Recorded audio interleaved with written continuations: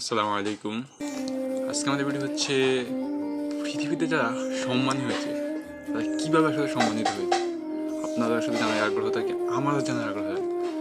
আজকে ভিডিও হচ্ছে ওই বিষয়টা নিয়ে।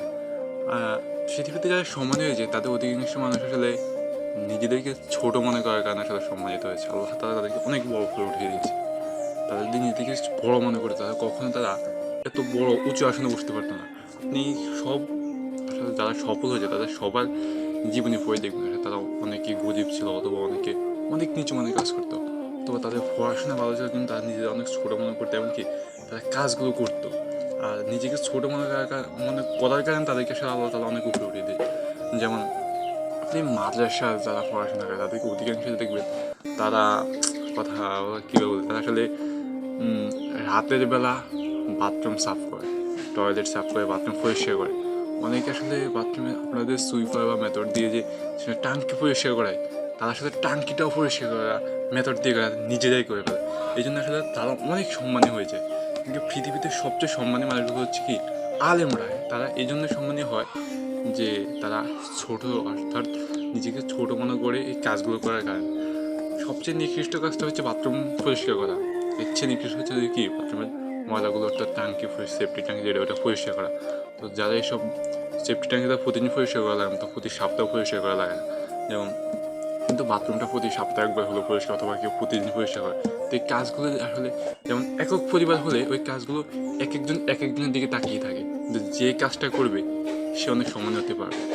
যদি আপনার বিশ্বাস না হয় আপনি করে দেখবেন। হ্যাঁ, দ্বিতীয়ত হচ্ছে মানুষের যেমন কারো কোনো একজন বৃদ্ধ হাঁটার সময় তার জুতাটা গিয়ে তার পায়েতে খুলে গেছে। আপনি যদি জুতাটা নিজেকে ছোটো মনে করে জুতাটা তার পায়ে পরিয়ে দেন, আপনি অনেক বড় হয়ে যেতে পারবেন, অনেক বড় কিছু করতে পারবেন নিজেকে। যদি বিশ্বাস না করে আপনি তাহলে করে দেখতে পারেন, যারা করেছে তাদের কথা। আর এমনকি অনেকে যেমন জুতা হারিয়ে গেছে, জুতা হয়তো বা ছোটো ছোটো ছেলেমেয়েরা ফুটবলের মতো লাথি মেরে উড়িয়ে দিয়েছে, আপনি সেটাকে খুঁজে এনে তাকে দিলেন, এটাতেও আপনি অনেক ভালো কিছু করতে পারেন।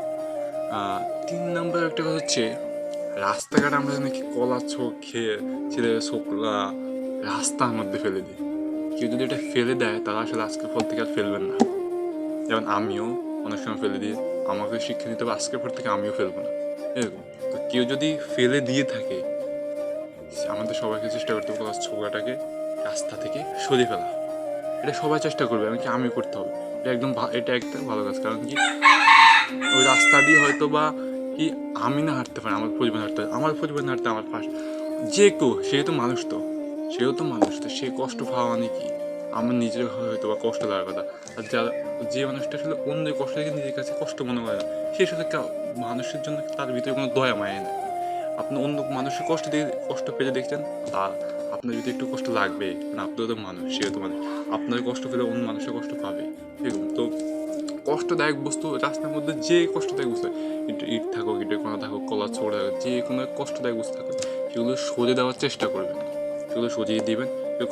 বিশেষ করে কলার ছোড়াটা কেন মানে সরিয়ে দেয় না, হচ্ছে বর্তমান সময় ছেলেদের কি অ্যাটিটিউড বেশি থাকে, একটু ভাব বেশি থাকার কারণে দেখা যায় কি রাস্তা থেকে কলার ছোড়াটা সরিয়ে দেয় না।